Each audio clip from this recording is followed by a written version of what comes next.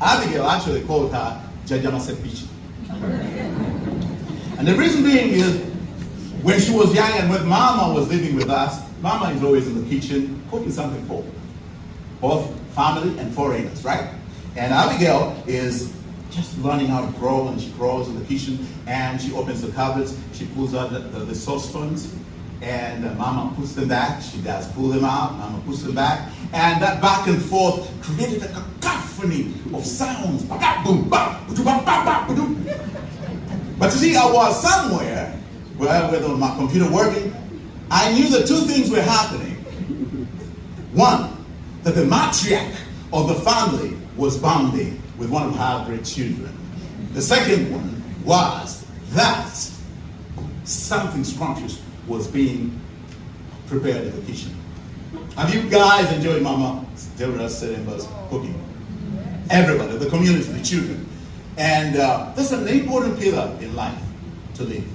Family. By the way, the story doesn't stop there. It starts back home, where all these strangers would come and visit, and sometimes they would gang on the family of Serembas, and they would come at the gate, and they would break into that song to Kutendereza. I hear the story was, whenever the children would hear this Tukutendereza song, they would run like little rats. No, I paraphrase. Like work bees. They would go in the kitchen, they would start taking out the saucepans from the cupboard, and boil water, kawunga, mijanjaro, everything is cooking, because mother fed her own. Fed family and foreigners, strangers. Tata Seremba would bring foreigners at home. Mama Seremba doesn't complain. She's taking care of them. That is Mama Seremba, a woman of family. Okay? The fifth pillar is the pillar of service. That is self-explanatory. Mama Seremba and Tata Seremba would pray always at 3 p.m. and even 3 a.m. too, yeah, absolutely. And also 9 p.m. She taught us the value of time, because she had to pray at 9 p.m. when she used to live with us, and we had to eat at 7, so that by 8 we are cleared. At 9 p.m. they are on their virtual platform praying. She has taught our children to pray. She taught the community to pray. That's a pillar that we need to actually live with. Many people don't pray. Many people don't even care about the existence of God. That was Mama Deborah Seremba. The sixth pillar is the pillar of transitions.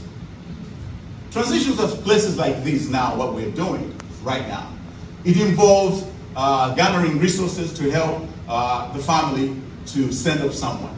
But transitions are also places where you grow up and you become responsible. You go through life's challenges, a death, a sickness, and all that. Mama Seremba has lived that, and she has been supportive. She's cried with those that cried.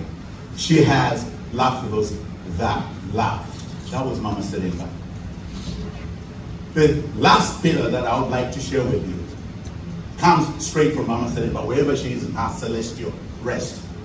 I just want us to imagine that this is a classroom. Mama Seremba, the teacher, is going to give us her last lesson.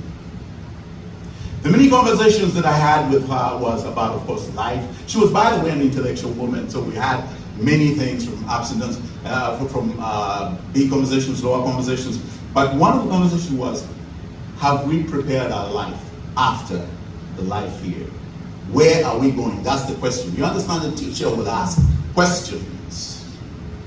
And we talked about life insurance. Don't get scared. I'm not going to sell you life insurance today.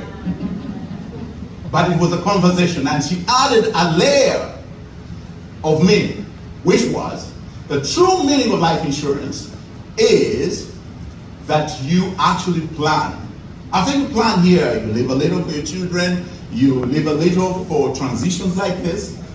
That true meaning of life insurance is where you are going to spend the phrase forever and every time. It's just good word. Well, and she, right now, in half virtual class, she's asking us to really ponder on that reality. That was Mama Deborah Seremba. Many words are going to be spoken.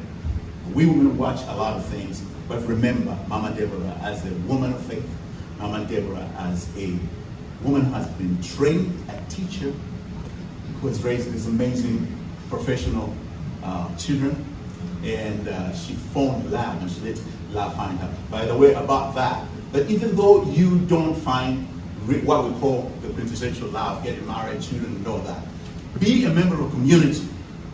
Find someone that you can attach with and be adopted. Adopt someone. In America, people adopt animals and all that. That is all good. But true relations are with your true human being. And Mama Deborah Seremba would want us to do that. She has been a woman of family values, a woman that has been a woman of service, and she has served selflessly, and she has also understood this process of transitions, crying with everyone, laughing with everyone. And for Mama Deborah Seremba, we know where she is. We know where you are, Mama. And you're encouraging us. The last piece is that reminds me of a young kid, at 14 years old. Evangelists came to their home, to his home, and they preached the gospel. The verse that really changed his life was John chapter 3 and verse 16. For God so loved the world that he gave his only begotten Son, that whosoever believes in him should not perish, but have everlasting life. That today, if any one of you believes in God as your personal Savior, like Mama Seremba, you would be given the power to become the child of God. Grandchildren, remember that? Let's remember that. And that young man gives me here, who is privileged to be an in-law in this home. And I concur with Mama Deborah Seremba that we got to plan life insurance, which is after. May God bless you.